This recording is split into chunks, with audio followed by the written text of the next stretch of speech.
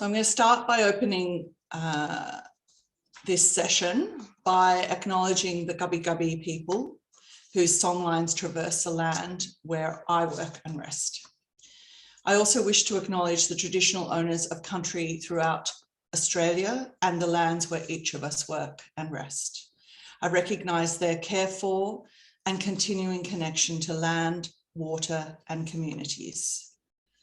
I pay my respect to them and elders of Aboriginal and Indigenous cultures past, present and future. I also wish to thank the ancestors for their presence and support.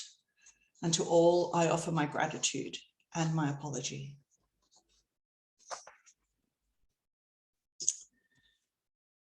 So I'm going to start just by a little reflection around embodiment, given that that's what, there's just a couple more people coming, given that's what is our topic for this module, is around embodiment and neuroception. And as I was thinking about what we might what we might consider embodiment is, or how to define it, I thought it was really important to say that I see it as a process.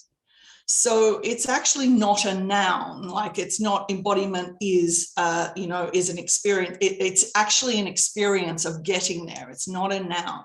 So it's a verb rather than a noun, and it's a process. And the process of embodiment occurs through safety.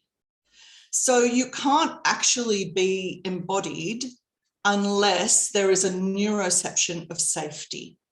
All right, and neuroception is different to perception.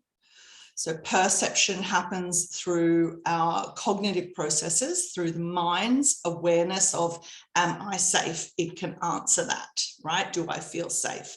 But that's all on the cognitive component of the mind.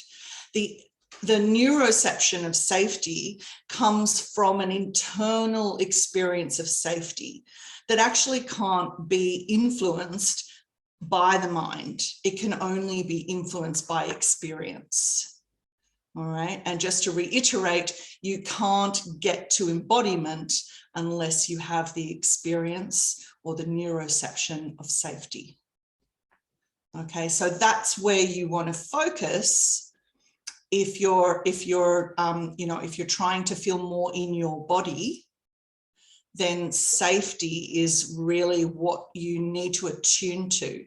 And there may be times, and I've certainly had it with clients where I can't get them to safety, so I have to work with some kind of embodiment tool that will then move back across to building, like bringing in safety. So, it's not always a direct and linear process, but that's actually the ideal, is that we work with safety first, and then embodiment is actually easy. So it's not necessarily that it's the only way. Sometimes it has to be a tiny embodiment practice, and that seems to pull in a little bit more safety so that we can do something else, being aware of our bodies in some way, and that pulls in a bit more safety, et cetera, et cetera.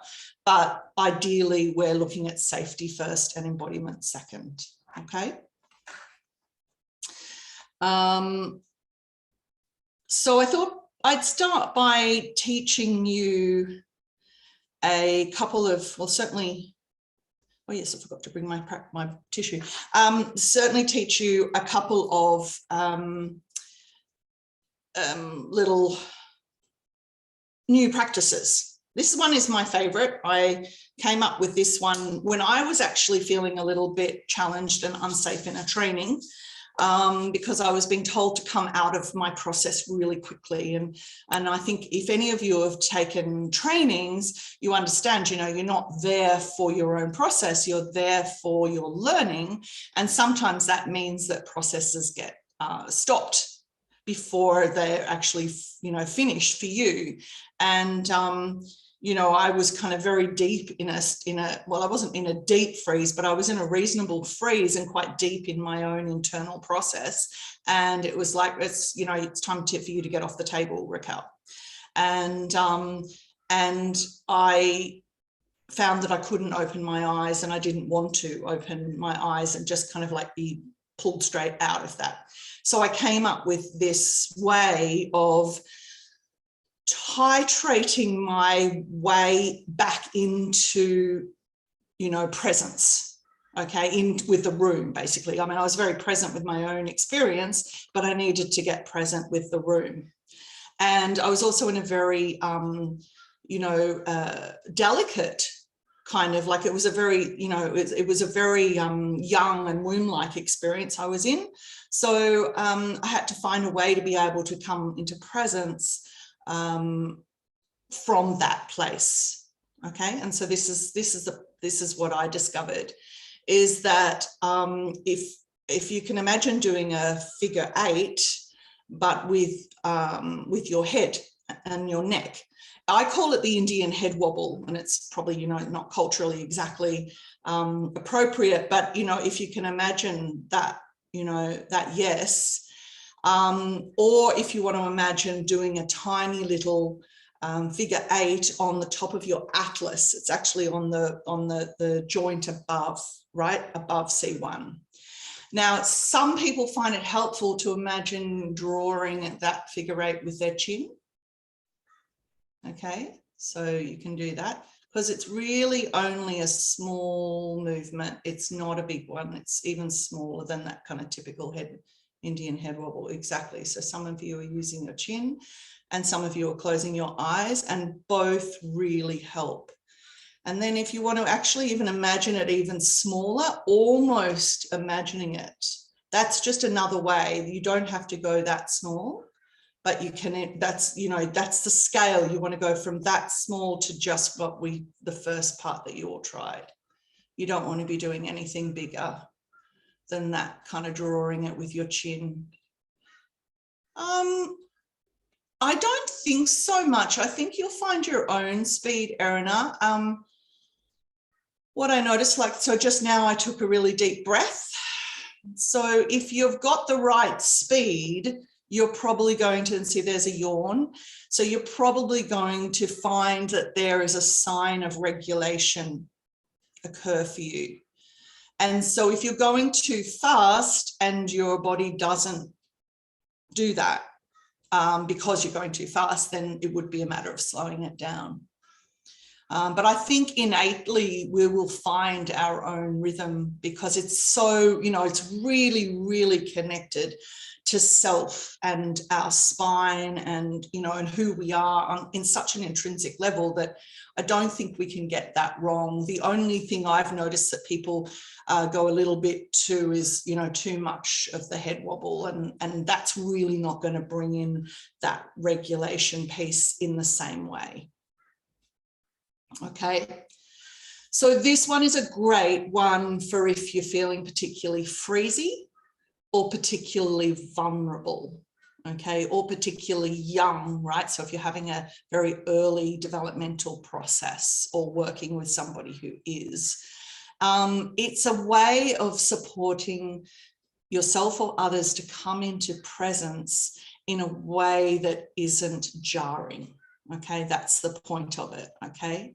It should be a really delicate invitation into presence that really comes from their own body. You're not even necessarily, you're just inviting the you know, the experience. Presence will come, and the you know, the desire to open the eyes will probably come, and or if the invitation to open the eyes is heard, it will feel natural if you've done that process and done that practice, okay? So that is one of mine, just to let you know. It's never shown up in anything else I've ever seen, but I actually have found it to be one. I've used it with lots of people in different ways, and I actually find it's one of the most delicate, appropriate practices, especially for freeze. But, anywhere. And, just to clarify, freeze can be a choice. We might choose to go into those freezy places when we're processing. So it's not necessarily just an accident that we end up in freeze. All right, there's often this label of freeze as being bad or wrong in some way. And actually, that's where a lot of material is. And if we're able to safely go into freeze, then there's a lot of richness and opportunity there. And you can process there, or you can just learn stuff there. That place is where there's the womb-like experiences are often in that place. You have to go into those depths to experience something that happens in the womb. So you can't be in sympathetic really, unless there was, some, for most people, even with prenatal trauma, the freeze is the most likely place to go. Okay, not always, but most. And it is absolutely, it's a way of, embracing stillness. It's really, I think, rich. And, if we're not afraid of it, I think that's part of that's you're halfway there. If we're not afraid of the freeze. All the times that I've dropped into freeze when I've been in processes, they've been very rich places to go and wonderful learning experiences. Okay, but you need to do that. Ideally, it's helpful to do that with somebody. It feels a lot safer, but it's you want to do it with a safe person, right? If the person isn't safe, then freeze isn't going to be an easy place or a fun place to be. Okay. Okay, so the other practice, and I've left my brush on my other table, and so I want to take you through that. So I'm just going to pause for a moment and just ask you all to get your makeup brush and your tissue, and we will do this next exercise. So I particularly like a fan brush for this, but you don't have to, right? It's any makeup brush. But if you do end up liking this practice, I suggest you get a fan makeup brush if you like this practice, and it's just a nice way to, to find out whether you like it first. And you can get them kind of like in packs on Amazon and places like that, like 6 packs or 12 packs or whatever. So if you wanted to give them to clients as well, you just want to get them really soft. So they can be synthetic bristles. This one's synthetic. There's no reason why you have to get natural bristles, but you just want them to be super soft. Okay, because some synthetic bristles are a bit stiff. Okay, so Erin, as yours looks quite stiff there, but I don't know, it could be quite soft. Yes, so there you go, so it's soft. Yeah. I think Lou, you've got like a powder brush or a blusher brush. Yeah, and that'll be quite nice too. Yeah, exactly. Oh, it's a contouring brush. Yeah. So we just test it out, and then you see if you like it. So this practice is there's 2 things, right? Our vagus nerve is associated with cranial nerve 10, okay? And that comes out, from the base of our skull, pretty much, and up this way. And pretty much it travels kind of like down the forehead on either side to the eyebrow, around the eyebrow, around the eye. So you can see it pretty much makes that shape of the eye. And then kind of like this to the face, and then comes to the ear. So it doesn't go down that kind of soft part of the face. goes here to the ear, and then down a little bit of the jaw, but then down the neck, right? Down that kind of almost the carotid, but not. Down your pectoral chest area and to the heart. Okay, so that's the first line of the vagus at the heart. So it reaches the sinoatrial valve of the heart, and then it splits into a front and a back vagus. Okay, so when you're hearing about dorsal vagus and ventral vagus, it's the same until it gets to the heart, and then the back vagus goes all the way to the gut. All right, so that's the dorsal vagus. So mostly we call this one the ventral vagus, but it's actually, it splits at the heart. But the primary pathway is from basically forehead down to the heart. Okay. However, you know, let's be clear too that this practice, when we touch our face, we're touching more than just our vagus nerve. All right, there's lots and lots and lots of little fine muscles that are innervated by the vagus. Okay, so it's just to be nice and clear about this, that it's not just the vagus nerve that we're working with here, because there's so much kind of like, you know, pop psych around vagus nerve practices and all that sort of stuff.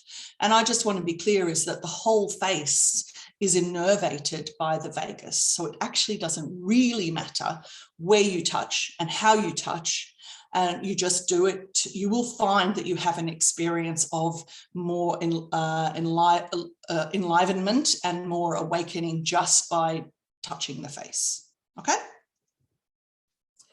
So, you know, you can start literally by just brushing the brush, and see if you can go really, really lightly so that it actually is a little almost too tickly, because if you can sense that, right? If you can't actually sense that, you'll need to go a little bit, you know, heavier. So it depends on your own sensitivity as well, and depends on your skin. And, you know, I mean, if you're a man, you might not have quite as soft skin as a female, maybe, just from potentially shaving and all that sort of stuff. And if you've had lots of sun exposure, your skin might not be quite as sensitive. So you find your own touch, okay? But literally you're just doing a little bit of touching and exploring the face. And you're just wanting kind of like taking that sort of zigzaggy motion.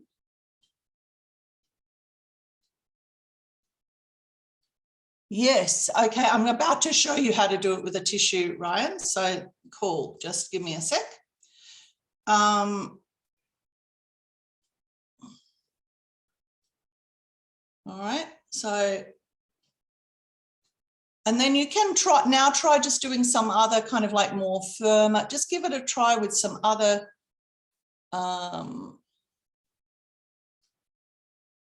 you know, other brush strokes, and see if that's more conducive or more smoother if you like.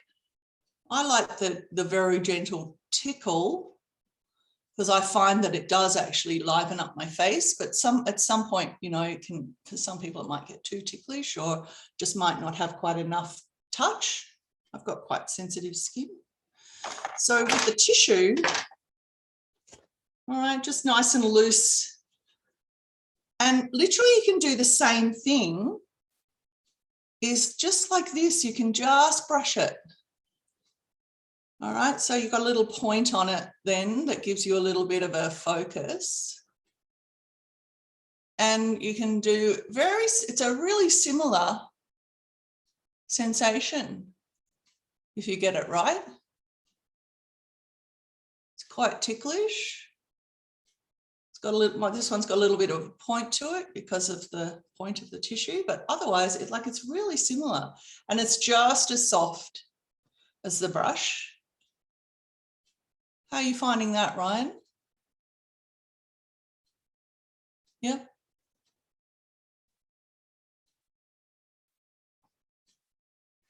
Yeah, good. Yeah, a little bit ticklish is just the way to go. Yeah. All right, so you don't really need a brush. You know, most of you have probably discovered it's similar-ish, very, you know, really quite similar. The other tool you can play with is a facial roller. All right, this one's a rose quartz one, and I do have, and I'll bring it next session just to show you, I've also got a little battery one as well that the battery one kind of, the rollers kind of roll in, and so they just kind of gently grab and massage. They don't like grab, but they grab and massage the face a little bit, the battery rollers. So they're quite different to the crystal rollers, because the crystal rollers is just up and down. But they've got the cold as well, like especially in weather like now, this is really cold. So, you know, and particularly if you like a little bit more pressure, you can do more pressure if you want, but the cold's quite nice at this time of year. And then there's the battery operated rollers, which just has a kind of nice, it's got a more of a massagey feel, I would say. Okay, but all of them are stimulating both the vagus nerve and all of those muscles in the face. And you know, to carry this on, if you had no equipment at all, or you actually just want to try something different, is stretching the face. Okay, this is also a wonderful, that's right, Lou's off already. Wonderful way of just working with the muscles of the face. Okay. And yeah. And then use your tongue.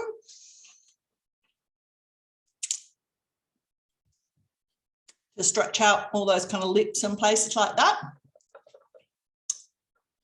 All right. And that is a really quick way of getting engaged really quickly. I don't know if you can notice like all of the little stimulation, like everything's already starting to stimulate and buzz a little bit, like almost like you'd be humming. But what it's done for me, I can actually feel a tiny little discharge now in my whole body going behind my legs just from doing that. Okay. So it actually can support a small discharge. It's particularly effective getting the facial muscles moving. All right. So between, you know, a little, you can even do that if you want to, right? There's no reason why you have to be, I mean, this is pretty gentle, but you don't have to do tissue gentle or brush gentle, right? You can do that.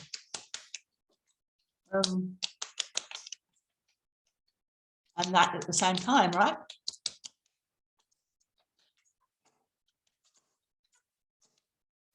Just go.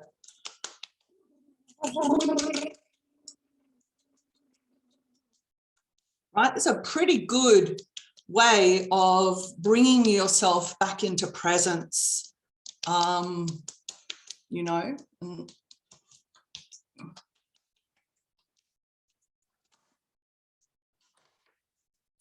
Or becoming more present, okay? Because, you know, often that's what our goal is, right? It's not necessarily coming from a place of zero presence, but our goal is often to become more present, okay?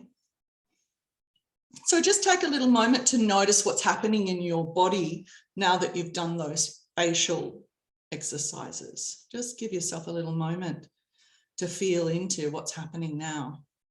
What do you notice?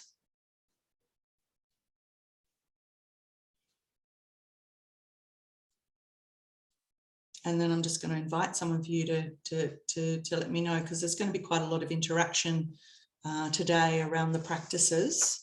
I think I've only got one more to teach you, which I'll do later.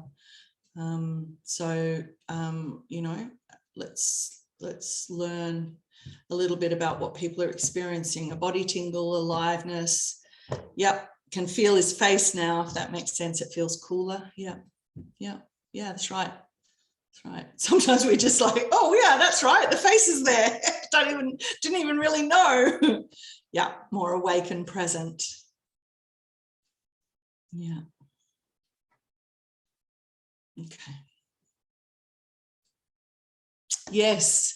And so realizing how tired you feel, like some people say that, like, you know, not exactly, but almost like, oh, doing embodiment work makes me feel like shit, right? Because I suddenly notice I feel really tired, or I don't really want to do that thing that I've committed to, etc. But I really, you know, I want to invite you to take that perspective of, oh, that's telling me exactly how I am really feeling, right? And I'm not suggesting that that's, you know, that was Erin, or wasn't, but I really want to emphasize that. Is like, because I see that and hear that quite a lot. It's like, oh, yeah, well, I notice now how tired I am. And it's like, well, isn't that a good thing? Like, you can now do something about that because you're noticing how you actually feel, right? Rather than pushing that away and dealing with it at bedtime, right? When actually you probably could have done with, you know, a nap or, you know, an earlier bedtime to cope with that. And yeah, rather than overriding and running on adrenaline. That's right. Yeah. Yeah.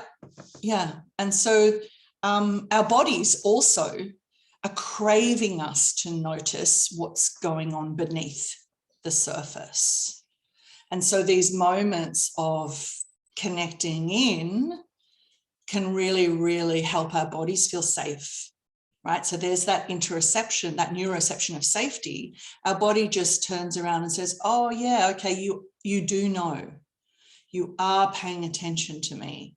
I know that you're doing whatever you need to do to function right now, but you are aware of me and my needs too.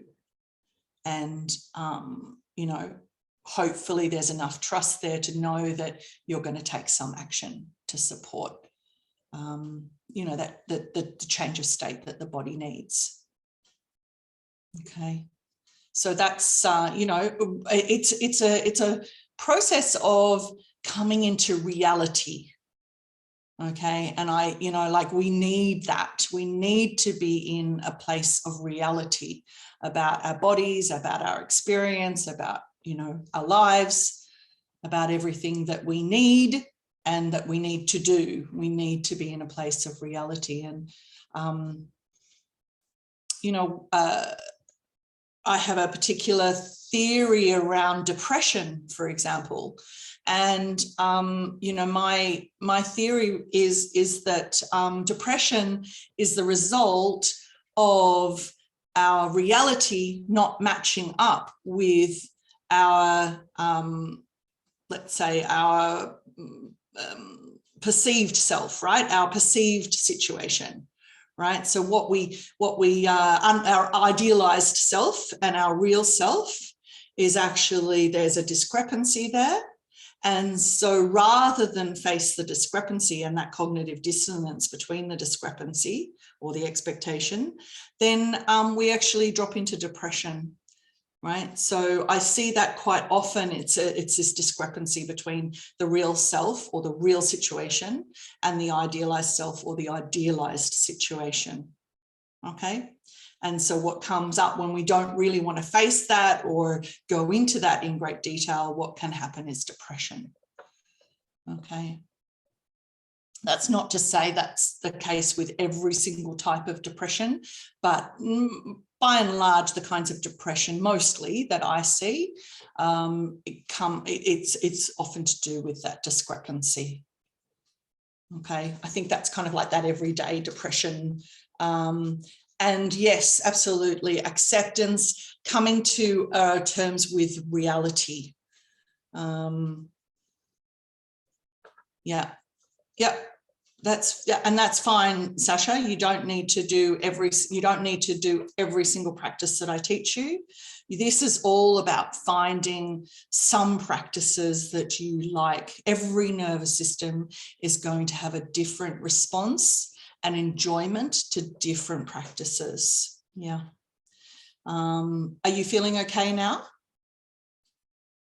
Yeah. So you didn't like it, but you were able to identify that quite quickly and just settle from that. Is that right, Sasha?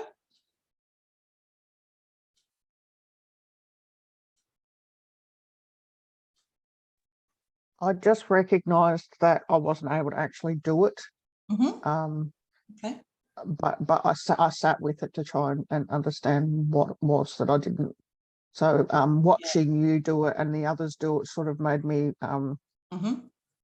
pull inwards, but it was a recognition that not everything's right for everybody as well. So. Mm-hmm. So what you were able to do was notice your nervous system contract. Yeah. And so that's our very first, right? Very first awareness is like what helps our nervous system contract and what helps our nervous system expand is going to be, you know, an indication of, do I move towards this or do I move away from this? Right. So, and then, and because you just noticed the contraction rather than like a hard contraction that might have happened had you done the practice, then you were able to very quickly move. You were actually able to stay, your analytical brain was able to stay online and able to figure out why you didn't like that thing, right? Because, you know, it was just like every day, every minute, pretty much, we're all experiencing contraction and expansion. Okay, so again, there is nothing pathological or wrong with the nervous system contracting or expanding, right? And neither one is better than the other, right? It's all constant information that we are constantly receiving, contract and expand. It's almost like, and I'll bring out because Stephanie loves my little tool that shows you that, but it's literally like lungs that are breathing you. Okay, and I'll go do that because it's the right time. So I'll just go and grab that tool. Hang on a second. Yes, I thought, Christy, you'd probably know what it is. So this is a Hoberman sphere. And, you know, you can really, this is, you know, imagine this is the nervous system in its normal pattern of expansion and contraction, expansion and contraction. And this is pretty much, you know, like this is not, that's about half of its capacity, right? But that's pretty much, you know, what we would probably be doing on a normal day. Yeah, it is a bit mesmerizing. But if there's a contraction that's a hard contraction, you know, everything closes down and we'll still continue to expand and contract, but it might be very slow and very small. That might look like freeze, right? If there's been a hard contraction, right? We don't stop expanding and contracting. It's a bit like our lungs still continue to breathe us, but it's not the most life-giving, life-affirming experience, right? So we want to kind of like come back to that, you know, more normal pattern where there's still some openness and there's still some rhythm and opportunity, right, to even expand much more, okay? But what we don't ideally want to do, and this is what happens when we have gateway experiences or those kind of like big kind of like, you know, weekend, you know, processes that, you know, take us outside of ourselves, is we end up like that, which is also an experience of stuckness. There's actually quite a bit of effort has to be made to bring back into some kind of rhythm again. Okay, so we have the capacity to go big and we have the capacity to go small.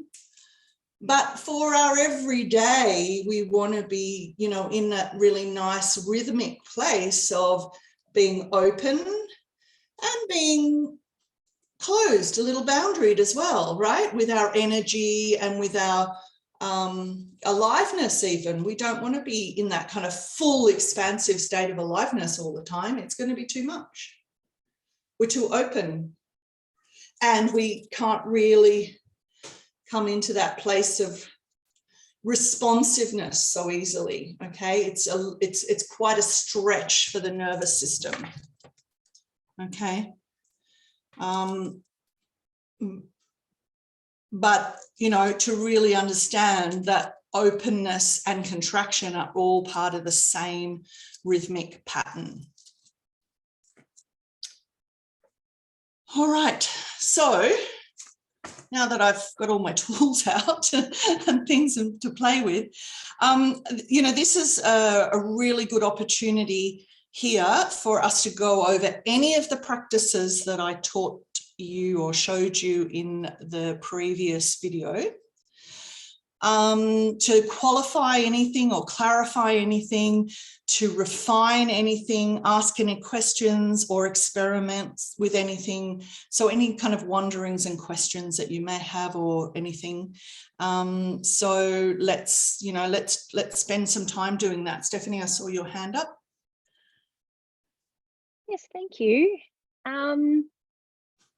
I guess I don't want to, I'm just mindful of hijacking the conversation around specific questions about the practices, because I'm quite familiar with the practices. Mm-hmm. But what I would love is, and it's similar to Ali's question as well, is I would love to hear from other people if they have played with a routine or some kind of habit that they feel will work for them, because I've been sitting with, how can I incorporate something into my every single day? Like, I really want to actually incorporate a practice where I do, even if it's just 30 seconds doing the brush before I get out of bed in the morning. Like, it doesn't have to be a lot, or a VU, you know, 5 times a day or something like that. And I'm really struggling with, and maybe it's a bit of resistance, I don't know, but what would that habit actually look like for me? Mm-hmm, mm-hmm. And so I've been playing with some different things, and I'm just not, usually I can sit with something for a week or two and then land on it and go, right, this is what it's going to look like. Mm-hmm. But with this, I guess because there are so many practices, mm-hmm. and there are so many ways to incorporate them, mm-hmm. that's what I'm struggling with, and would just like to hear to be inspired by, you know, yes. what other people are thinking around what they would do. Okay, well, I'll open that up in just a moment, but one of the things that I found to be quite useful is to understand that your nervous system loves novelty, okay? And so that having the same practice every single day is not probably going to work for your nervous system. So what you want to do is have a little bit of a rotation happening. And so, you know, I say pick between 1 and 3 practices, depending on what, you know, what feels comfortable for you to do, remember, etc. And then after a week to 3 weeks to a month, change them, right? And so usually about 3 to 4 weeks is probably about right for most people, but, you know, depending on your system, it could be 1 to 4, right? And what you want to do is potentially, you know, have you know, a couple of different flavors, like one that supports you to come into your body and into yourself before you start the practice. So it's one particular kind of flavor of, oh, I can feel myself, but before I wasn't necessarily. And then one that focuses on regulation, at least. And then, you know, one might be something else. So I know Candy in particular, and she's not here because she's in the UK for a couple of weeks, but Candy's definitely played with a lot of different practices. So she would definitely be one to have a chat with, or, you know, ask to get some more information on. And let's just find out if anybody else has had a try at, you know, some kind of routine or practices and what they've found. Let's do that. So great. Ryan, you've got something that you want to share? Yeah, thank you for asking that, Stephanie. That was, and thank you also, Raquel, for explaining that difference of trying different things, because I feel like I can have a list as long, like that long of these things to do. I'm doing qigong, I'm in the sun, I'm grounding, I'm getting sunlight, I'm brushing my teeth, I'm oil pulling. Before you know it, my whole day's taken up doing routine. So now I've got to this point where I've naturally been doing what you've been doing, Raquel, which is just like finding some that work for me that day and writing them on a little notepad. And then I might do them if I feel it. And then sometimes I just naturally hear something again that reminds me to do the VU, and I might do that in the car, and I just do it whenever I can remember to do it. But as soon as you said that, I had a big yawn. It was like, oh, I'm allowed to not do it all today, you know, so that really made a big difference. And then I wanted to ask another question as well, whenever that is open to do that. Sure, ask ahead now, and then we'll. Okay. Okay. This is not but necessarily based on your practices, but you did say about the, I can't remember the name of the practitioner you explained, of the spheres of the fear of tolerance, the tolerance of pushing with not fear, but forcing yourself into fear. And I think that was on the first week we spoke, we done the course, and I think I don't know where we find that part where we go into fear in order enough to sort of bypass that. And how do we find, because I went and done a comedy course, yes, to bypass my fear of public speaking. Yeah. And I actually got so ill. I got ill 2 days before doing it, and I was so nervous, completely shut down. And then afterwards, I did it again the next night, and I did it again the week after. And it was so much for my body that I didn't know what to do. So it's like, I thought that maybe I'd get past it, but actually it made it a bit worse. So I was just like, how do you find that line of pushing to that fear or doing it from comfort? Yeah. So I will probably try to take you through a practice that might support you to do that. But I think I'm just kind of taking notice of the time. So we'll probably try to hear from people for the next maybe half hour, questions and stuff, and then we might be ready to experiment with a little practice that will get us some way to understanding how to do that at least. Yeah. Okay. And so if Ryan, I'm kind of like gone off on a tangent, can you remind me at like 11:30 in case that I was going to do that? Thank you. Yeah. Okay, Lou, question? Yeah, and then we'll take Sybil after that. Reflect on the question from before. Was it you, Stephanie? Yeah, hi. I really loved your share. Thank you. And this has been something that I've worked with quite a lot. So it felt valuable to come in and share something that I've been finding. I'm personally, I thrive on routine, and I'm very adverse to it. I have found that in the past, I've tried to create routines with practices that are suitable for me on some days and not suitable for me on other days. So then I feel like I failed at my routine, or I struggled to get going in it because I haven't actually created a structure that can meet me where I'm at in a variety of states. So just something I've been exploring with recently is, rather than committing to a particular practice, just committing to some form of self-nourishment that meets me where I'm at, connecting to a practice that meets me where I'm at. And I actually loved that you introduced the Indian head wobble today, Ra, because I do something like that, but I like this, it feels really like a more effective version of what I was doing. So I've kind of had this journey where, I would have a practice around doing some movement every morning, and then maybe one morning out of 3 I would get up and just be like, oh, I can't even get to dancing. Oh, whoa.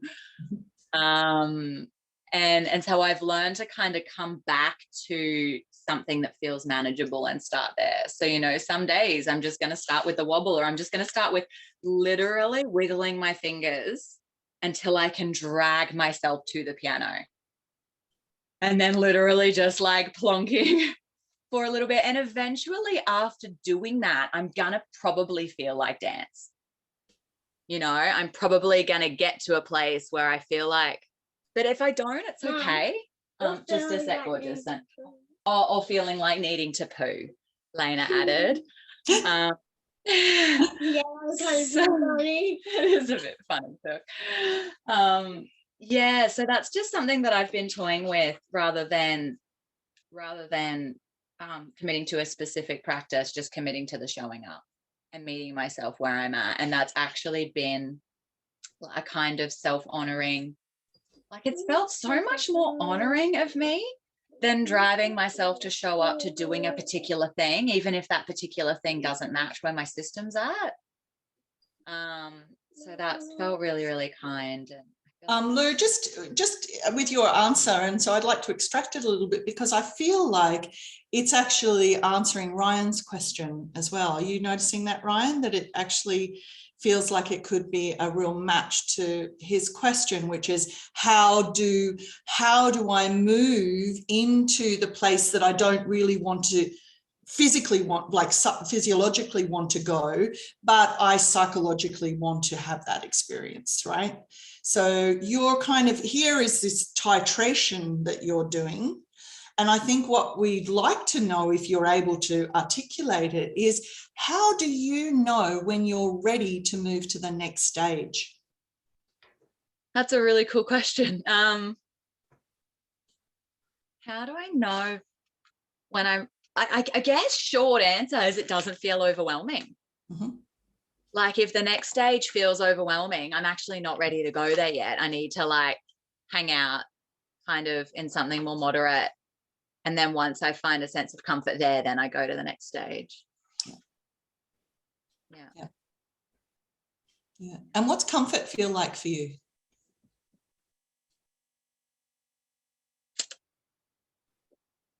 It feels like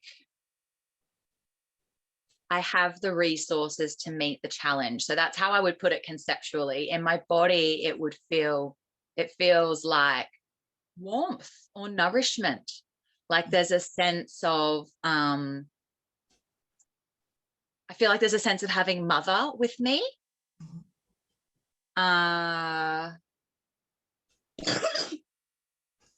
So you're parenting yourself, you're I'm with myself. Like it's the sensation of being with myself sufficiently for whatever the challenge is. I'm just noticing Beth's sharing. Yeah, yes, we'll go to that one in a moment. Thanks, Lou. Yeah, welcome. So Beth, I'm just going to pop up. You're finding it hard to stay awake? Yeah. Okay. So what's probably happened is that there's a would it be right to say that maybe you've dropped into a bit of freeze? I don't know. I'm just like woozy and disconnected. Would you say you're feeling disconnected? Yeah. So that's probably freeze, but disconnected is probably the best way to describe that anyway. Okay. So would you like to be more connected? Yes. Yeah. Okay. So invariably, one of the things I suggest for connection, and so it may not be right for you, so we're going to just find out what that is, but invariably I find touch is a great way of coming back into presence or connection. How do you feel about literally, I mean, you could be touching your environment or self-touching or both, right? So I sometimes just say, like, put your hands on the table in front of you and feel the desk, right?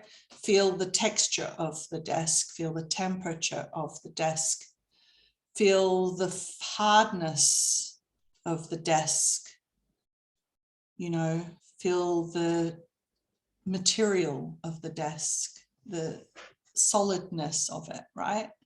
And then if you're ready, then if your hands feel like they want to explore something else, where else do your hands naturally go? Mine are going to my armchair, to the arms on my chair.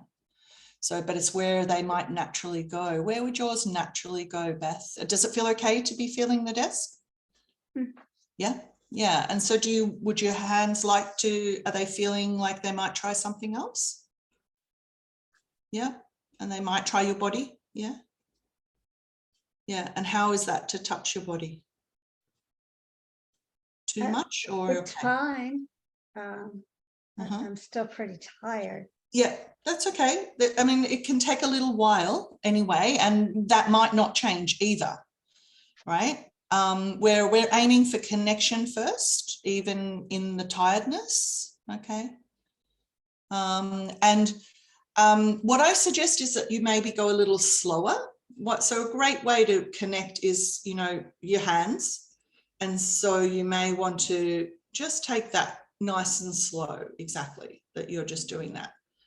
And see if you can feel what it feels like, right? So when you interlace your fingers, there's a certain experience, right, that you'll feel, and you'll feel much more connection at the, you know, at the base of your fingers than at the top of your fingers. Can you notice the difference?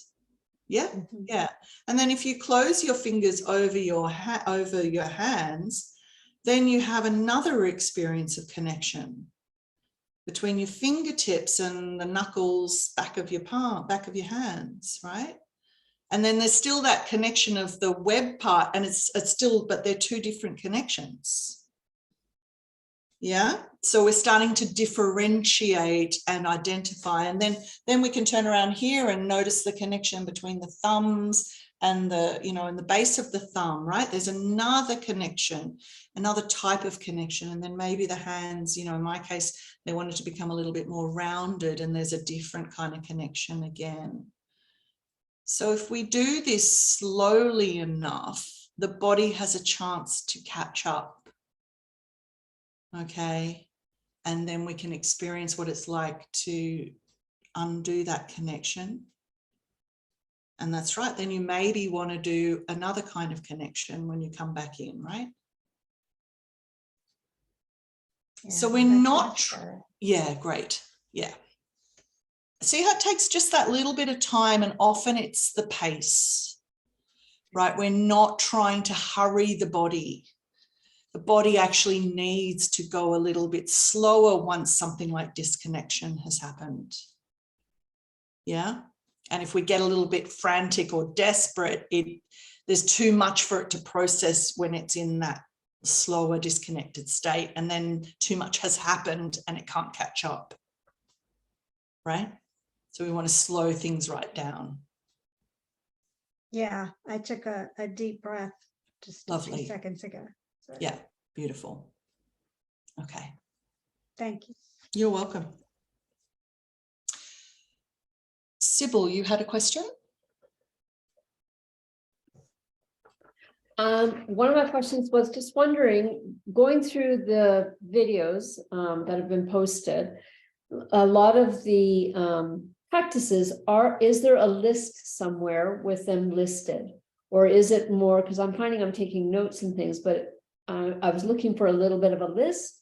Mm-hmm. And then also which practices typically, now I know they're going to be different depending on, but what typically, like this exercise will typically be used in this situation. Like your example here was beautiful. It was about connection, right?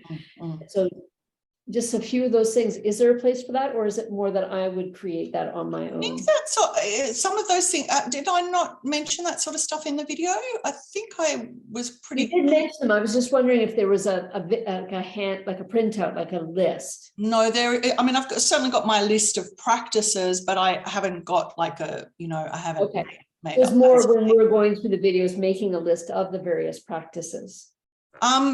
Yeah, I mean, for me, this is very much an experiential opportunity for you. So I would really be encouraging you to do it and to try it out. And then perhaps eventually come back to making a list if that feels, you know, easier for you. But you really want to be experiencing them first. Yeah. Yeah, and that's for sure what I have been doing. I mean, through the videos, I just go along with, and I'm doing them all and stuff. And then tonight I'm thinking, gosh, I don't know what they're all called. I've been doing them, but I'm not Yes. sure where they'll Yeah. land. Yeah. Just And- stay with the experience. Yeah, and that might be something that we perhaps do a little bit later on. My invitation has been, like hoping that some of you, like some of the things of like, do you remember what those practices are? And so I haven't wanted to give you a list because I really want you to at least remember a couple of practices that you can pull out of your toolkit, right? That isn't just a list. But ultimately lists are useful. Yeah, absolutely. So that we can make a list for sure. But I really want you to be experiencing than making lists or too many notes, right? Okay. But especially at this point in the course, that's all. It's just where we're sort of at that place in the course where we want to make sure that people are feeling and experiencing rather than, writing everything down at this point, right? Later on, we can perhaps let the mind get a little bit more systematic, right? Because it loves to do that, like systematize and categorize and all that sort of stuff. And it's, like all of that stuff is valuable, right? So if you feel like you want something sooner, by all means, Sybil, go ahead. But we will do something as we progress. So I've got my notes about them, and I certainly made a point of giving you some ideas in the video. So yeah, we'll start with that and see how we go. All right. Thank you. Okay. I might even give you all an opportunity to, if I write the list, give you an opportunity to put some ideas about when you think it would be useful or what it might help with, so that you feel like you're, like all of you are kind of co-creating some, knowledge and understanding. I think I might do it that way. Love that. Because you'll understand it more if you have to think about it in that way, perhaps. And it does take time also as well. Like I've got people who have even been through my practitioner training program and they're still like, oh, I never really quite understand what all the practices are for, and they're still gathering that information, right? But I think if you practice them and do them yourself, you definitely find out that information. Yeah. But we'll create a resource. I think we'll all co-create a resource so that we can have that. Okay. Thank you. Beth, did you have a hand up or question? Yes. So what caused that to happen? Was it too much too fast? It's hard to know for sure, because everything that happens is something that happens to a different nervous system, right? So everybody has their own, not only different response, but even if, 3 or 4 of you had a similar response, it could have been from something different. Okay. But, I would say that it probably, because I know a little bit about your current situation, is that it might just be a huge difference between how you arrived and were feeling, and that practice might have been a little bit, let's say, too much aliveness in the moment, and that you might have needed, we did actually titrate up, but you might have needed more time to titrate up, and you might not have been able to go to that further practice. So you might have needed, a bit like Lou was saying about how she might not get to the piano. She just might have got, or might not get to dancing, she might have just got to wiggling her fingers and, and doing something else, but not a full dance or a full piano practice, right?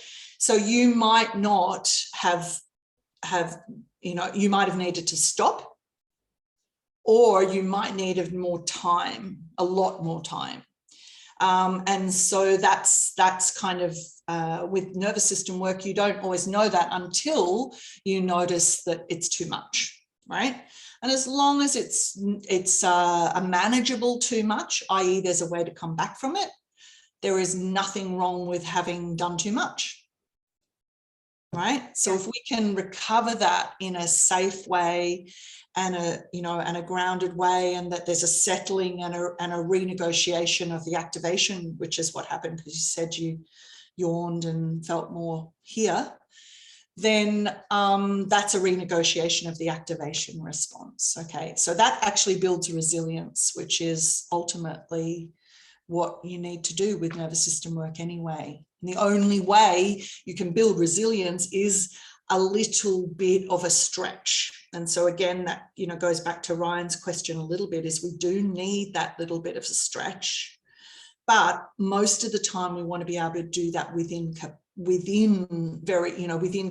capacity and a tiny stretch, and then coming back into more safety again before continuing and pressing forward.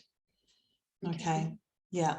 So, it's just to be aware, but it doesn't mean that you have to exercise extreme caution, but just knowing that your system at this point of time, too much expansion, openness might be just a little bit of like, whoa, that's a big contrast from where I'm sitting most days at the moment.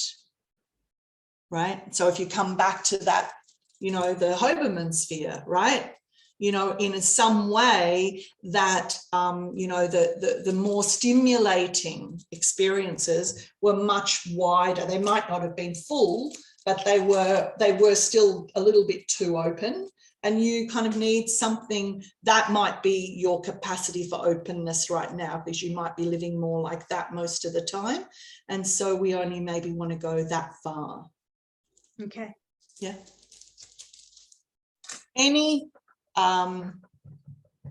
experience of openness is a renegotiation of the activation, deactivation response. It doesn't have to be big. All right. We can actually go small, and it has the same experience in the body of renegotiating the activation, deactivation response, which is, okay, where do I go from that bit of openness? Oh, I can settle back down. And then I can reopen again. And then I can say, oh yeah, okay, I've got it now. Right? You don't have to go, oh, to be able to have that same experience. Okay. You can just have that small opening and then allow the nervous system to not freeze. So what happened was, in your case, is that you had that opening and that your system went, and so then disconnected. Okay. And so we just renegotiated it through the touch, through going back over. And this is a very small activation. The touch is still an activation, right? So it supported you to come back into both presence and to activate, to then deactivate. We just had to find the smallest activation to be able to support the renegotiation of that, what we call thwarted activation response. Yeah. Can I please ask a question that flows on from that? Yes, I saw that there was a question there flowing on. Go ahead. Yeah, and it was coming up for me before, and it was only after this discussion that I feel like I even have the beginning of the words for it. Mm-hmm. So, I went through quite just a section. All right, let me do this. Share it with you soon. So I went through quite like a contractive, reclusive time when we lost the house and everything went down here. And then coming back out of that has been a gradual process for my nervous system. There's been a source of great frustration for me at times, being a naturally quite expansive person, kind of getting back out and expanding and then going, oh, there's too much space and openness here for me. There's had to be this like gradual. And I feel like you really summarized for me there the way that sometimes if my system opens beyond what's right for me at that time, that just leads to a freeze response, right? So I think my question is, given that we're doing expansion training and given that there's this understanding that, we're here because we want to be expanding, right? What can I do when I've accidentally overexpanded?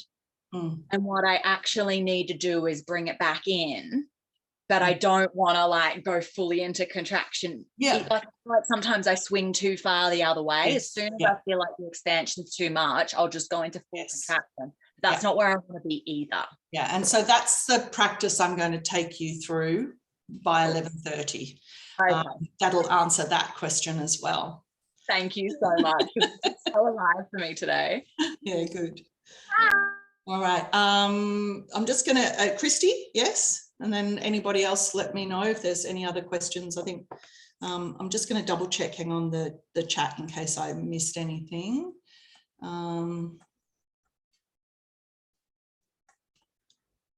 Yeah, okay, cool. I'm with you. Yeah, okay. Yes, Christy. I was just going to share something that happened for me today, and first I want to just acknowledge what happens in this class where you've created so much, well, room. You know, there's so much space. There's a spaciousness in order to catch up, to be part. You know, there's a spaciousness, and I think that is something I've been having an awareness of, like how precious that is to my learning in this space and learning in a different way. So it's moved me out of like cognitive learning into experiential learning in a way that makes complete sense. Like it's a sensory experience. And I just wanted to share like a really small example of how that showed up today, because I think what you just said about it doesn't have to be a really big or really, you can, the practice of a small thing has the same effect, right? And I experienced that today, and this is going to sound a little silly, but there was a piece of sock lint on the floor. My husband had taken off a shoe and sock lint was there.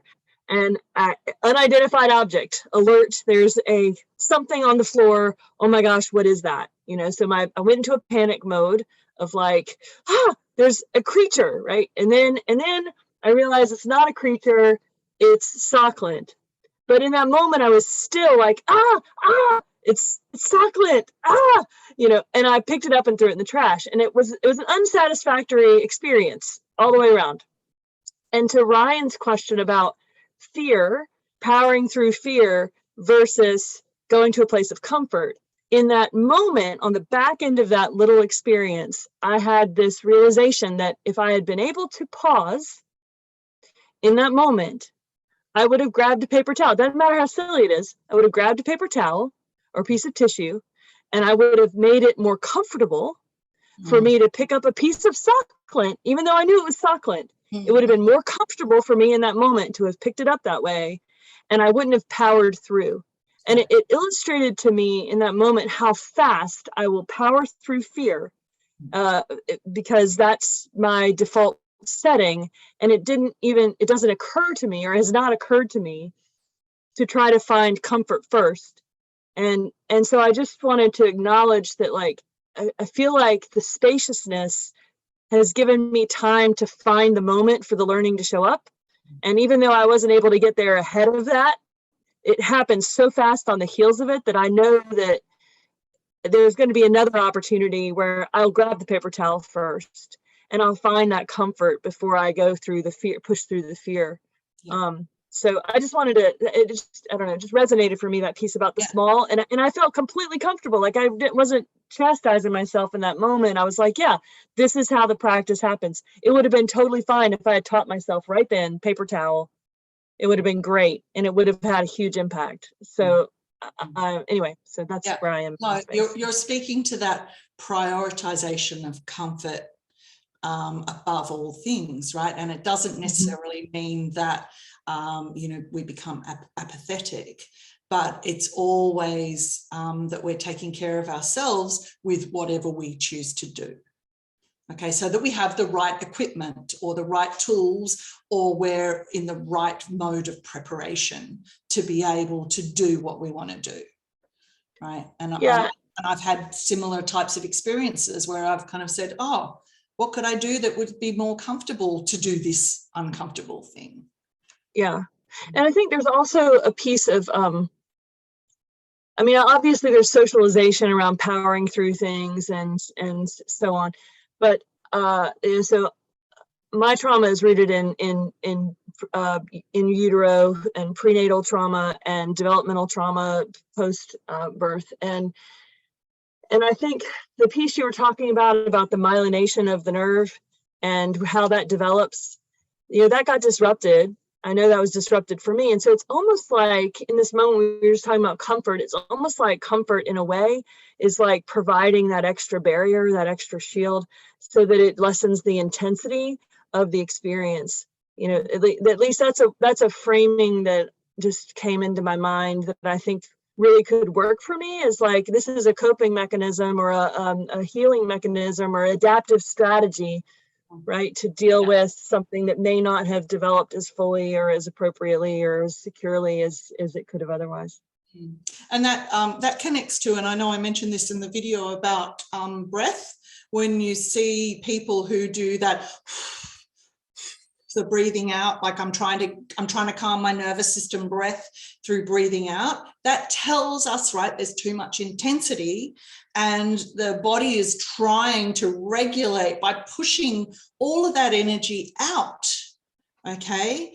And particularly if we think about working with anger, right, we actually want to build our capacity to hold our anger, right? And to actually feel the power of the anger in our body, right? We don't want to be pushing it out. So let's say, you feel really enraged and you know that you can stop that by breathing it out, right? Right? That's one way of doing it if you really need to control yourself. But if you're actually able to, in that moment, let your system expand and hold it, then you'll actually experience a major power surge from your own anger, and you'll have also expanded your capacity to hold your emotions of any nature, but particularly anger.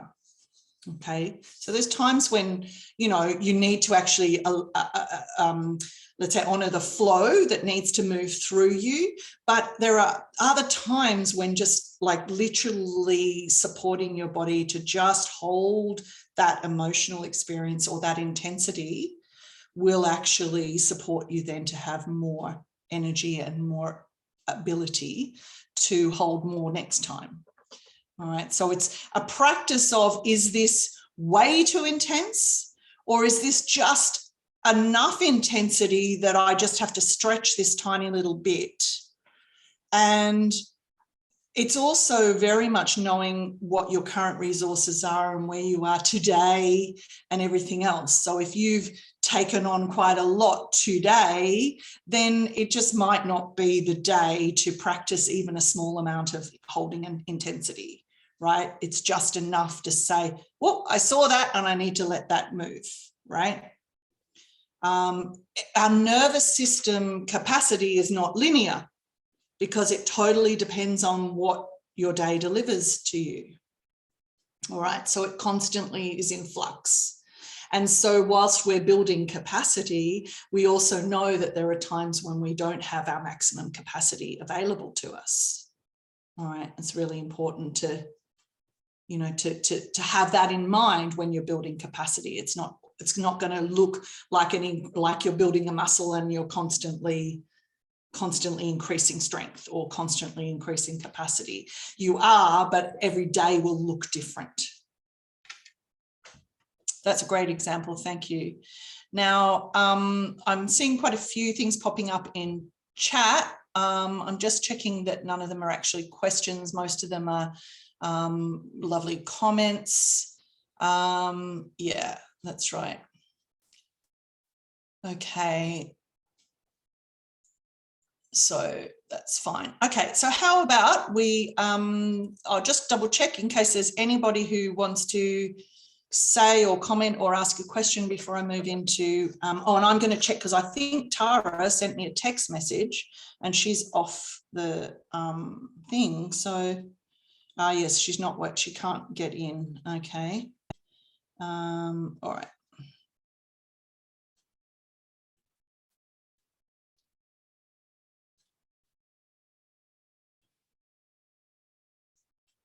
She can't get in. Phone and computer both not working with Zoom.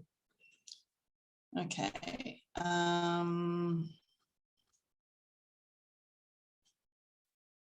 Right. Okay. Are there any questions? Is there anything somebody want, or a comment before we jump into experimenting with this other practice? Just a quick comment to just kind of wrap all that up that we've just been talking about is, you know, culturally, you know, the phrase that comes up for me and that I was taught like for so many years, that life begins at the edge of your comfort zone. And that has just not worked for me, because when I live every day at the edge of my comfort zone, there's absolutely no capacity to allow anything in, because I just live in this big, you know, with the thing like 3/4 out, and I've only got like this much room to do anything.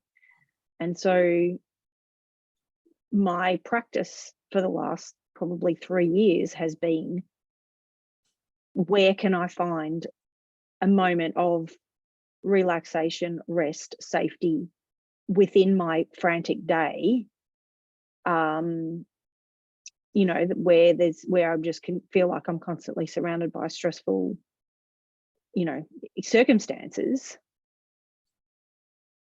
And so that has sort of been my practice, I guess, for the last 3 years, is finding stillness, finding rest, finding, you know, allowing my nervous system to rest and feel safe and contract, so that then I can go again through necessity. So but now I'm ready to actually add in your practices, Raquel, which I haven't been doing because my focus has been on I mean, they are practice in a way, like the practice in a way is, you know, to go for that walk and to not walk fast and to not have it, you know, to be able to walk and just be in nature, and, you know, all the things that I can incorporate into my daily routine. But yes, just sharing that has been incredibly helpful for me. And I noticed yesterday I went out for lunch with some friends and I didn't do much work. And I noticed this morning when I woke up, because I'd had the weekend off and then Monday off effectively, I had intuitive hits and creative things drop in, where like over the weekend I was trying to think of the next TikTok video that I need to make, and I was just not getting anything, which is really unusual for me. And this morning this stuff dropped in and I'm like, okay, so I can see how not working for 3 days in a row has allowed that to drop in, and, you know, I feel ready to go again. So and, you know, you didn't use this word, but basically you're moving into stillness so that you can feel more spaciousness, and then the things can drop in because they know there is space to do that, right? Exactly. Yeah. Whereas I think that we can just get caught up in the doing, and we think that the more we do and the more we live on that edge, you know, that's where success is going to come. But all that ends up happening is I get burnt out and live in overwhelm. That's right. And, you know, productivity is not there. Busyness is there, but not necessarily productive. Certainly not productivity in the areas that you might choose to exactly. Be and in like in really being able to focus on what's actually the most important thing that I can do right now, rather than how can I just stay busy and just keep doing. That's right. Yeah. Yeah. Lovely. Thank you. Thanks, Christy. It's been quite a journey to do that. And so, Stephanie, just this might be helpful to you to know, and I know Candy won't mind me mentioning it, but she messaged to me saying that she'd never been able to do the VU before now. And, you know, I've been working with Candy perhaps a year less than you and I have been working together, so a reasonable amount of time and reasonable regularity. And she said this was the very first time she noticed she had capacity. She's never been able to do the VU before, right? So here was this, you know, proof to her that her capacity had expanded. It had never been a practice that it had always felt a little bit too activating for her, a bit like the way Beth was saying about the brush, right? If that was something that Beth found, you know, on a continuous basis, then that might be too activating for her, you know, across the board. And that was the same with Candy and the VU, right? So, you know, there is that building of something that has more activation, particularly when you're paying attention to what is your default nervous system. You know, does it tend to live in freeze a lot more than sympathetic, or vice versa, right? And so the higher the activation, when you tend to, you know, live in freeze or be forced into freeze, you know, and stillness is not freeze, right? It's just waiting for creating space so that there's an opportunity for something to come in that you want to come in. But you don't want to be creating, let's say that activation is literally like creating more air bubbles around in all that space. So it's filling the space, okay? So yeah, it requires some conceptual shifts around spaciousness and productivity and busyness and you know, and all those sorts of things, and you know, and what's really happening in the nervous system when we're doing those things. So I'm just going to invite you into a practice, and I noticed that we seem to have lost Beth. I'm not sure where she's gone to. I haven't seen any texts or anything there. No, there's no message there. Okay. Well, I guess that's why we have recordings, but hopefully she'll come back or catch the recording. Okay. So what I'm going to invite you to do is look inward and find a place that feels spacious, okay? Just where you can notice a bit of space, where it feels like, you know, that there's just a little bit of give or a little bit of room, and it can be anywhere in your body at all. Now, if anybody's having difficulty with that, just pop your finger up and I'll let you know how we might be able to tweak that. But let's hope that most of you in this state can tap into just where there's some place of spaciousness. Okay, so I'm going to assume that all of you have found a space. Now, let's see if you can just make sure that you've noticed its location, which I'm sure you have by now, and get a sense of how big it is, which might be, and ideally is, you know, where it begins and ends. All right, so you can have this sense of, oh, it's, you know, it starts in, you know, in my armpit and moves across to the center of my chest. Here is the spaciousness.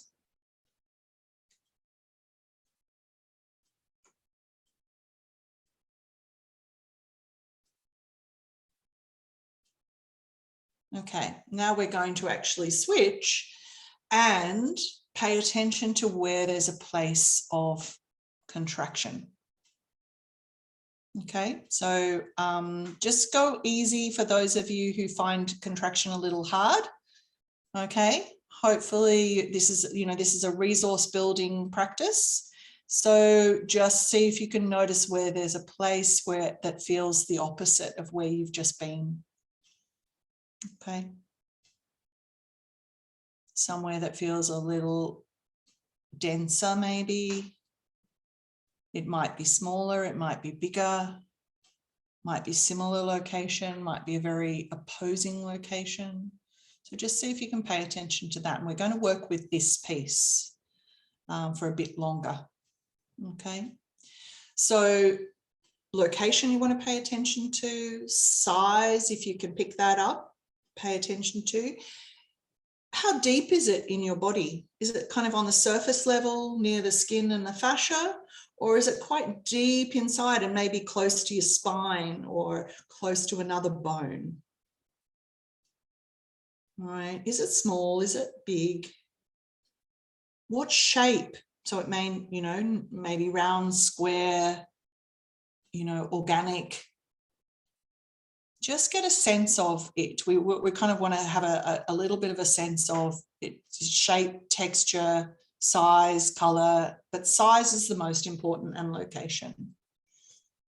Now just see if you can notice it and feel it and be with it. Now, I want you to see if you can find the edges of it. This is the most important part, okay? You're going to pay attention to the edges of it and where those edges are in your body, a bit like you did with the spacious piece, but here is paying attention to the edges now in your body of the more contracted, denser piece. Okay? All right. So now go right to the edge where it feels the most uncomfortable that you want to feel right now. Okay? And perhaps even a little too uncomfortable, like just to dip across to discomfort. You're going to dip across to where it's uncomfortable. Okay? Notice that. And now take a step away from that discomfort. So you're basically going to take a step away from the edge, maybe into more spaciousness. So you're going to step off that edge or step back into the density, whichever feels more safe and more comfortable for you. You're going to come or get away from the edge of discomfort. And you're going to take as many steps as you need to get a response that tells you you're comfortable. So if it takes one step, whatever that measurement is, just notice that and notice, oh no, I haven't had a sign from my nervous system like a yawn or a breath or a swallow that I'm comfortable yet. So I'll need to take another step. All right. And it's either into the spaciousness or back towards the contraction. It can, you know, both can feel safe. Okay. So, but you will just want to come back into more safety for as many steps as you need to take so that you get the body response. And so I can see some body responses happening, right? Okay. So this is where the comfort is. Okay. However many steps that was, that's where the comfort is. Now, if you are ready, you're going to take one step back towards the discomfort. Just one, and might even be a half step, right? Make a decision how big that step is and just notice what happens in your body as you make that small movement back towards the discomfort. And just stop there, even if you get nothing, just stop there because you want to let your body catch up, your body to let you know it's ready, if it's ready to move again. But you want to stop for a moment and really give it time.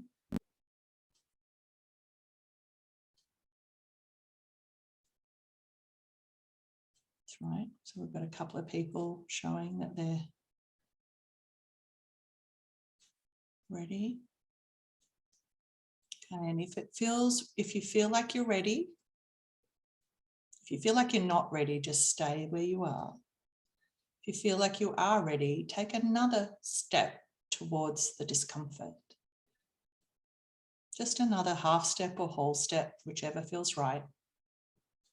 You know, you can be doing whatever pace you want, but just taking another step.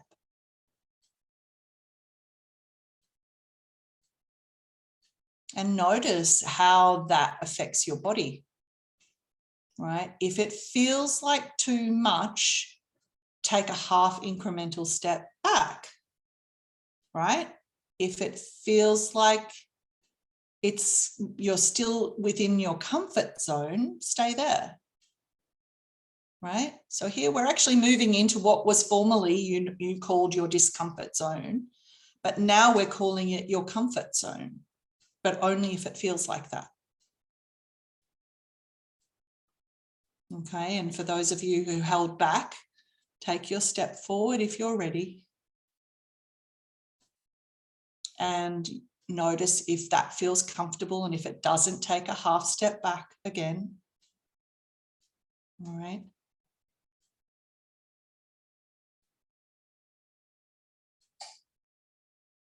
And then if you get the sign from your body that it's time to move forward again, Just take another step. Don't do more than one step. You can do a nice big step if you're ready. And notice how close you are to the edge, right? Whether you're coming towards it or, you know, whichever way, you're coming closer to that edge of where the discomfort is, right? So you want to be paying attention now is to like, well, where am I? So this is a good place to do some orienting. Where am I? You're going to survey the landscape in your mind. This is, you know, this is your, you know, this is the landscape of your body here. You've got this edge of discomfort, and you're going to be like a sovereign surveying their lands. Okay, so here you are, you're like on top of a mountain, and you get to look across at all the lands that you have dominion over, or that you take care of and cultivate, and all the people who might be there, or the animals, or the topography, or the flora and the fauna. Everything that you can see is a part of your experience right now, and you get to take that all in.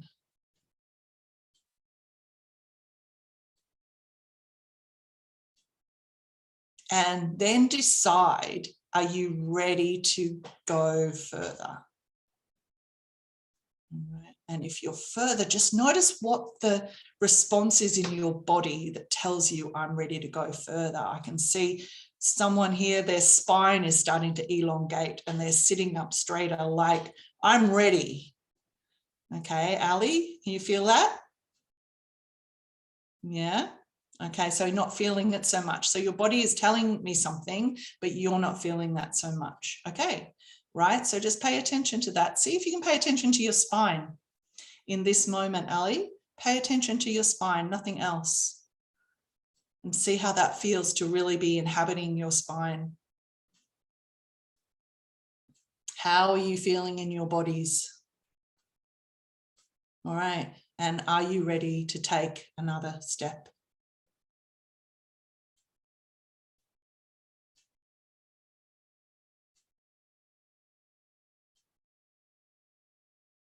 And can you notice how easy that felt to come towards that discomfort that you called discomfort only, you know, about 10 minutes ago?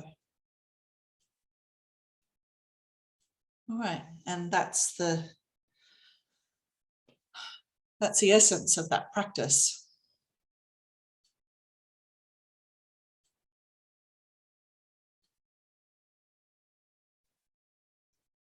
So when you're ready to come back into the room, allow yourself to come back in any way that perhaps you've learned that might support your nervous system to return into that space. And there's, you know, there's movement, there's stretching, there's rocking, there's, you know, the Indian head wobble,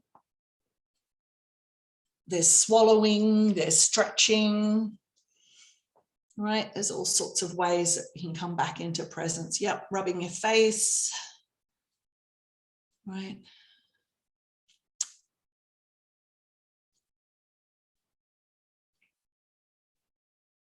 Shall we start with you, Ryan? Tell me a little bit about how you experience that.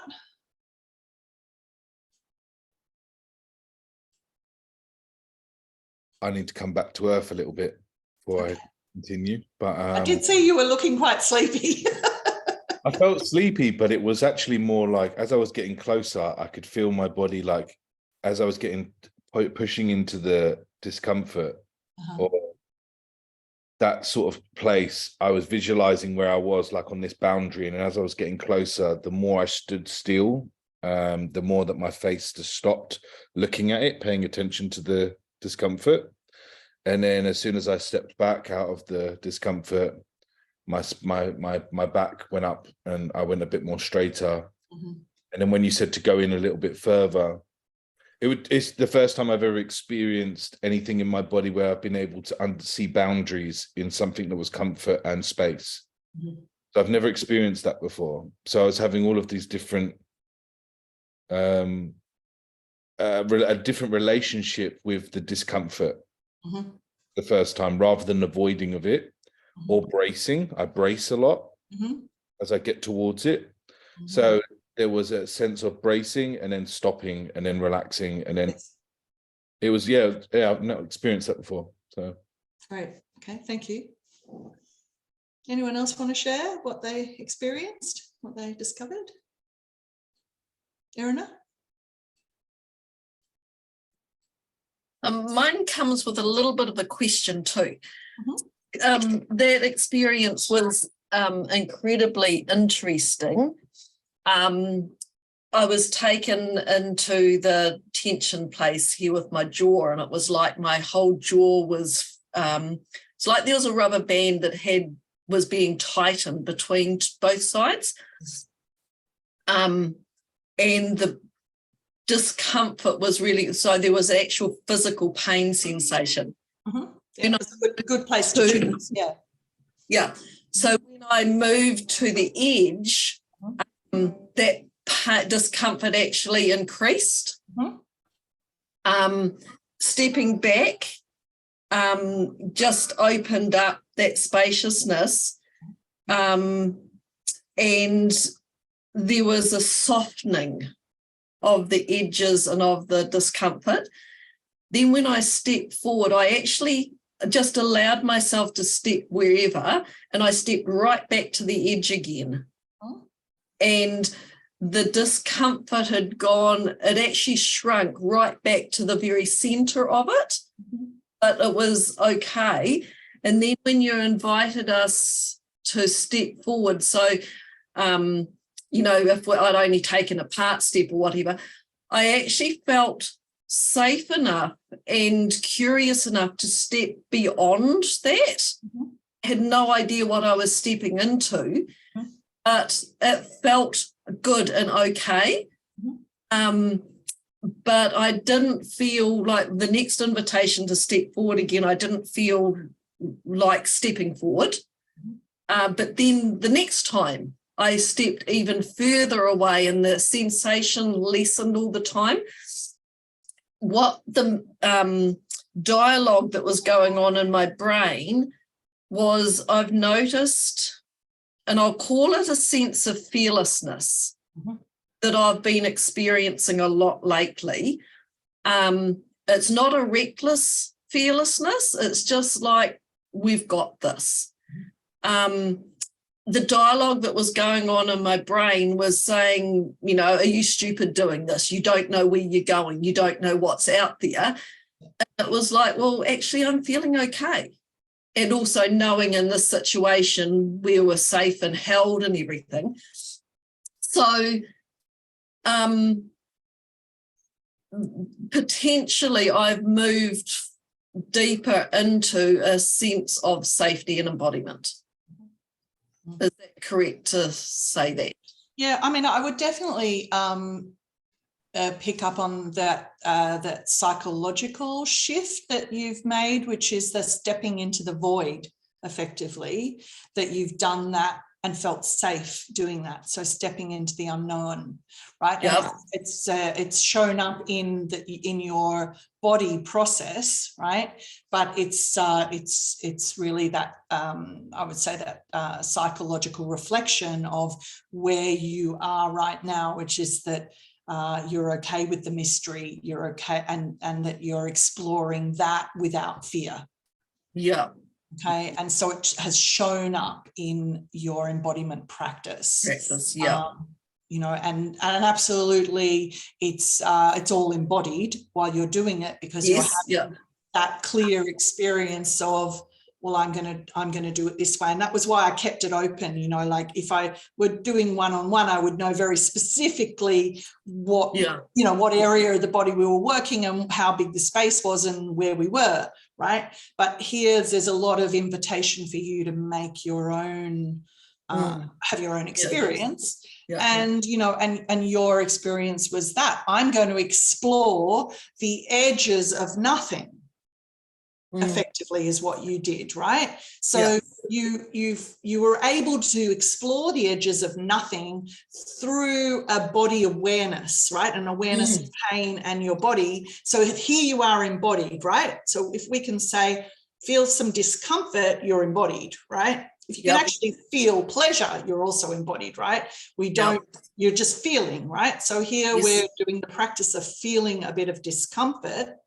And you then said, right, now I'm just going to feel the thing that's most uncomfortable to me in the past has been the mystery.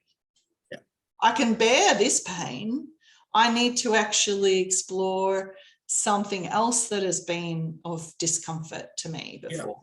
So it's effectively the same kind of thing, right? This is an invitation to expand your psychological boundaries of what comfort is and discomfort is, right?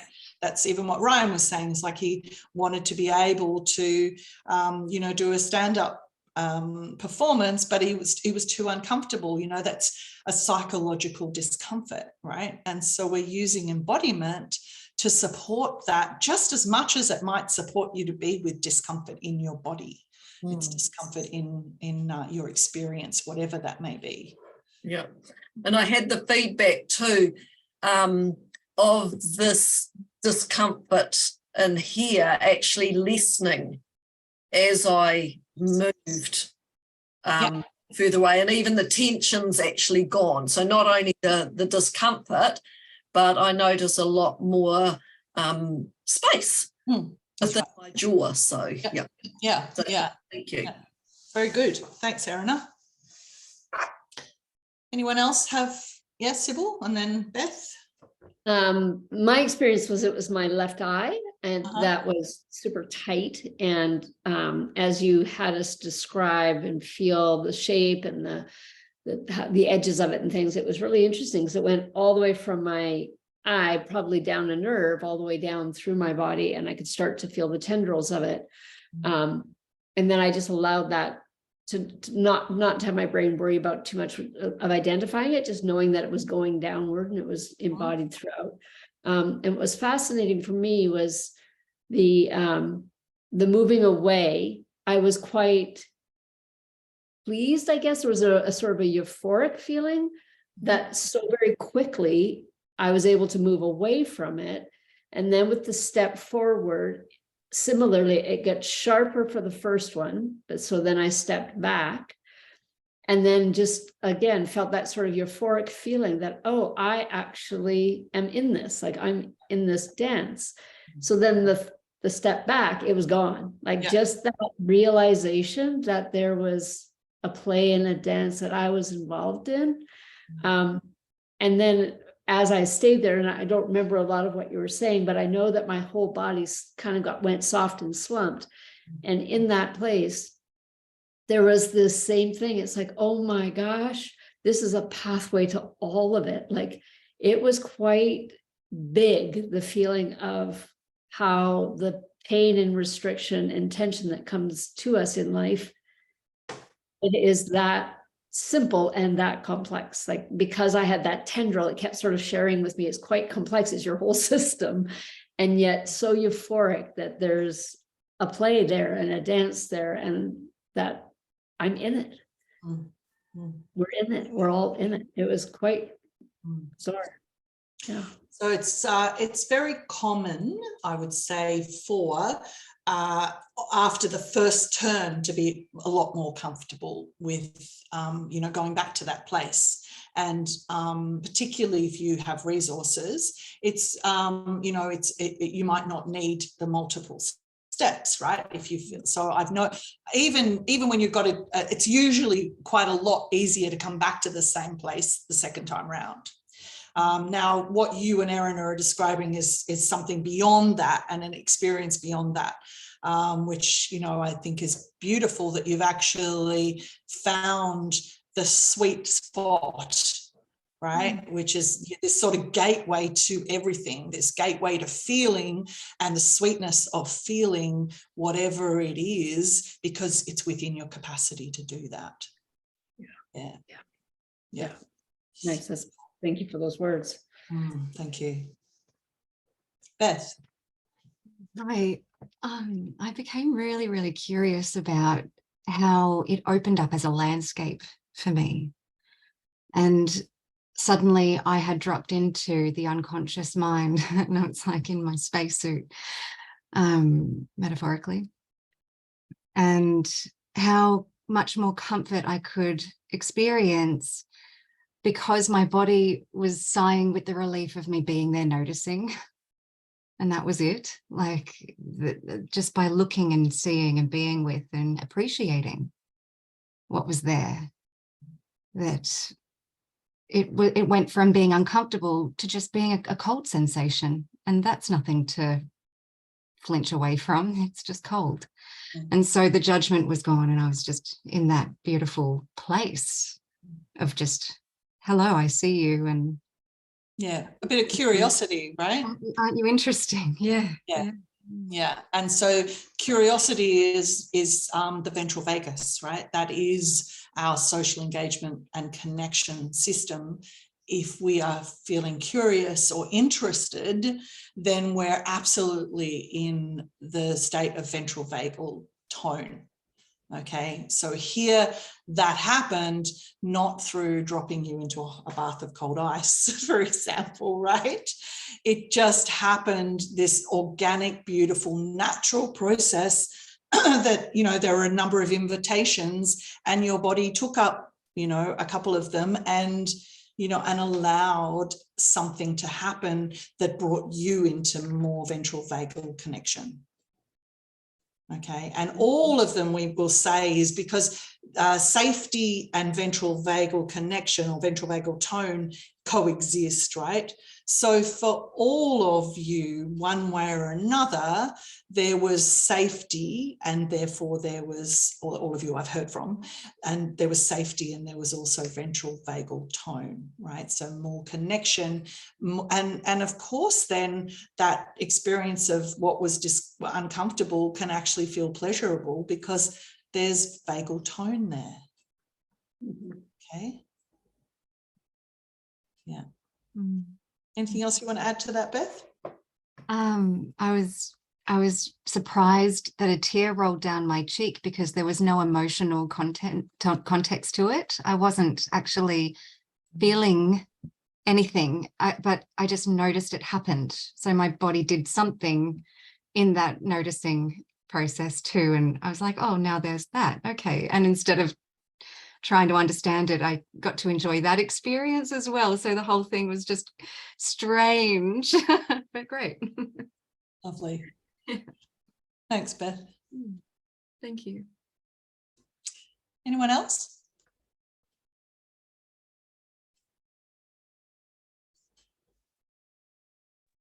I'll have a go if nobody else wants to. For me, it was kind of a mix between Ryan and Erina. Like the second time you said to go towards it, I felt that I couldn't go, but I couldn't step away again either. And then a couple of moments later, even though like it's almost like I felt like I was trapped there. Yeah, it sounds like there was a bit of freeze going on. Yeah, but as I just sat in that space, it kind of dissipated a little bit as well. And kind of at the same time, I felt like I needed to come out of it. So I reoriented a little bit, just touching a few things around me. And then that's when I sat up straighter.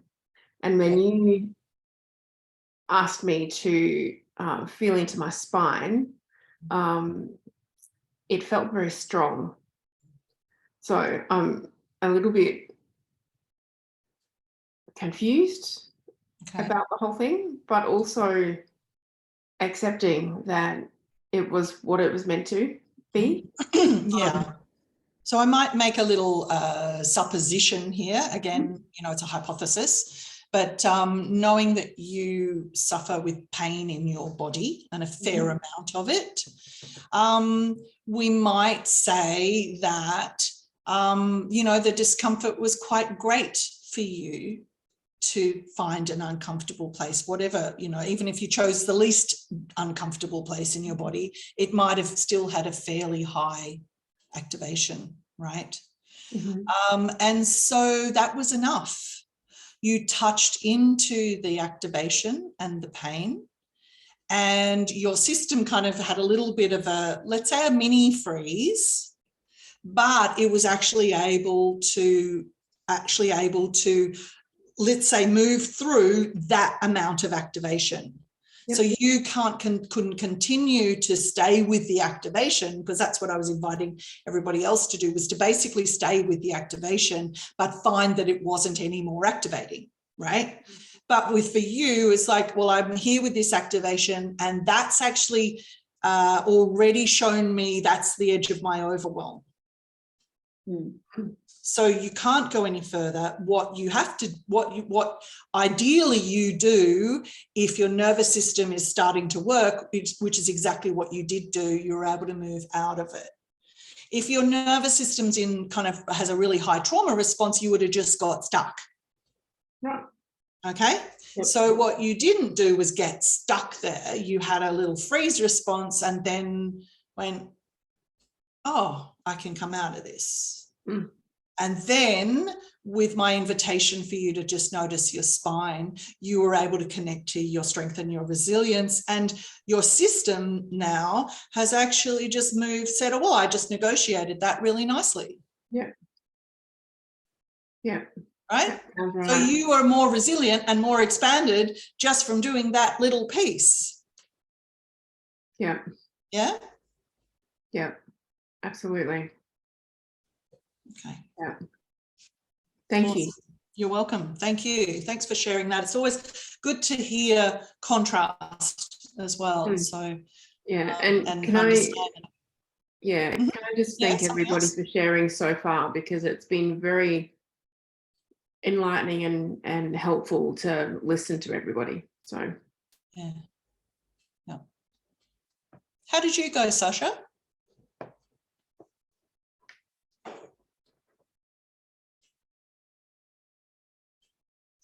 The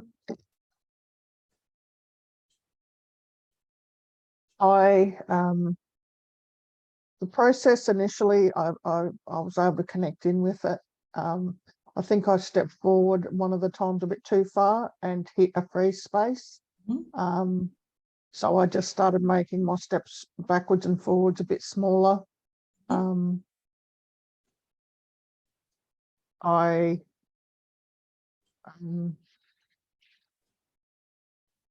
Sorry, something outside has set my yeah, that's all right. Do you want to just take a little breath with me? Yeah. Just notice us here with you.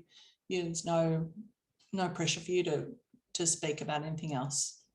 Just stay here with us. Okay, and here with one person if it's easier, just to stay with one. All right, you don't have to notice everybody. You can just notice me or somebody else who feels like, you know, you can be with. Yeah, that's it. Yeah.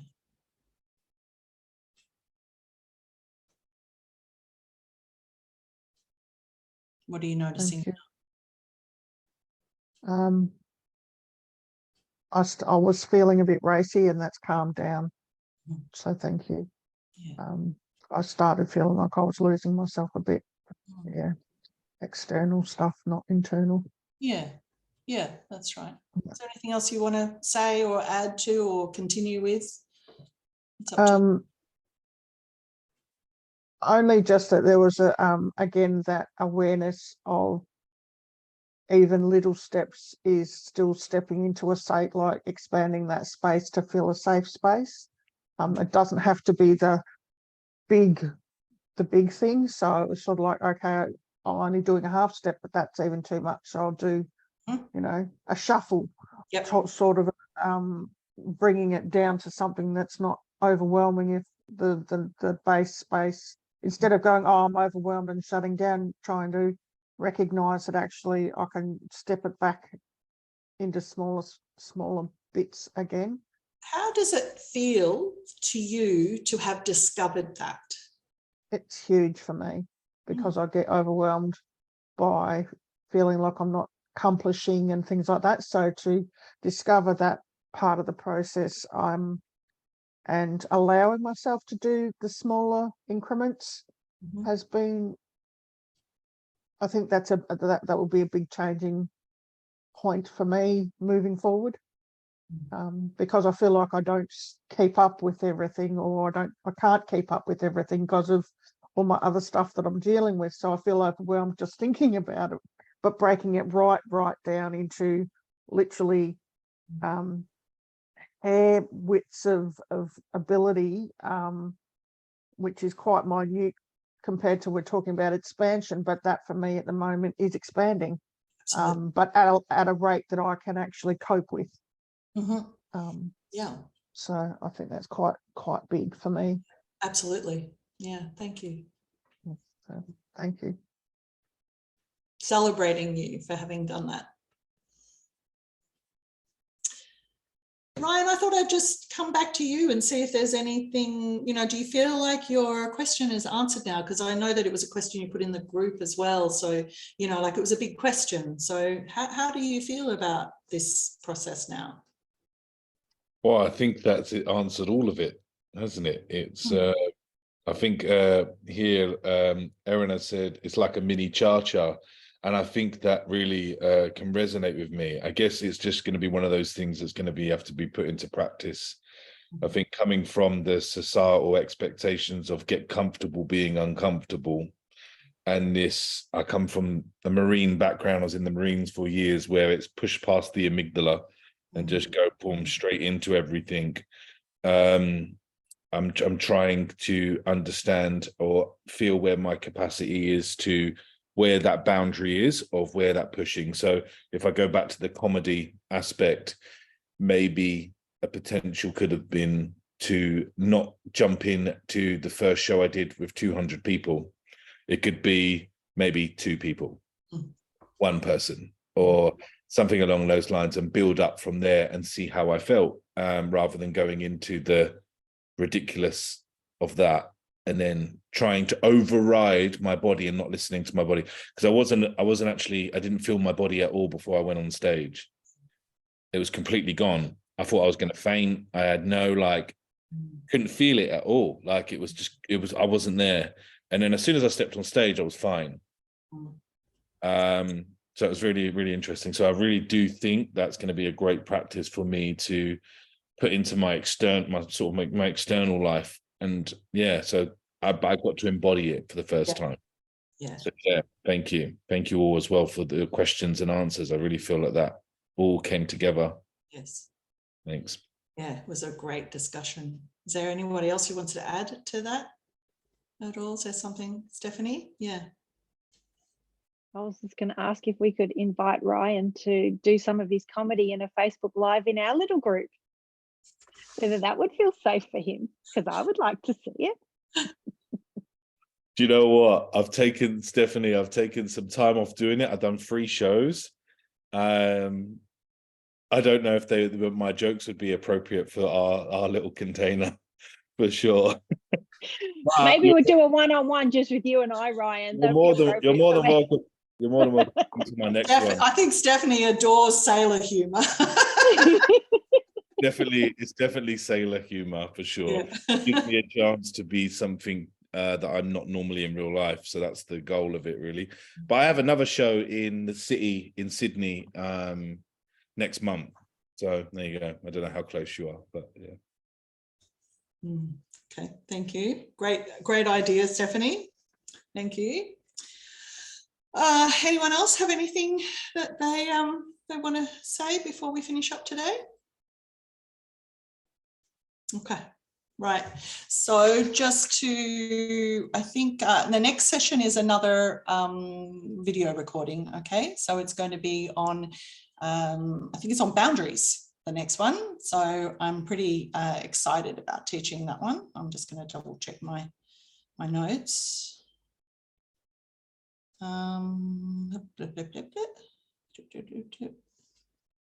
Yes, boundaries and energy clearing. So all of that, the above. And then we have a live session after that. And that's the live session. I know Beth was asking about that. The next live one's going to be on some shamanic practices and principles as well. Okay, so we'll move into some of that, you know, more esoteric thing in the next live session. But the next one is going to be boundaries, which, you know, we need to have those boundaries in place. It's Tuesday the 13th for you and anyone in Australia, Ryan, and Monday the 12th for anyone in North America is the next live session. Okay, but you'll get a video session before that. So it's been absolutely delightful to have you here on a call live, and I look forward to our next one. It should be another exciting sharing. Okay, and keep putting any questions that happen in the group, you know, I'm happy to answer them. So and, you know, by all means, if you want to reach out to anybody or just post about experience and stuff like that, that's what the group's there for. Okay, doesn't even just have to be questions, it can be just things that you've noticed in your nervous system or how things are going. Okay, thank you, everybody. Yeah, it's been a delight. Thank you so much. Thank you, everyone. Such a nice evening. So good.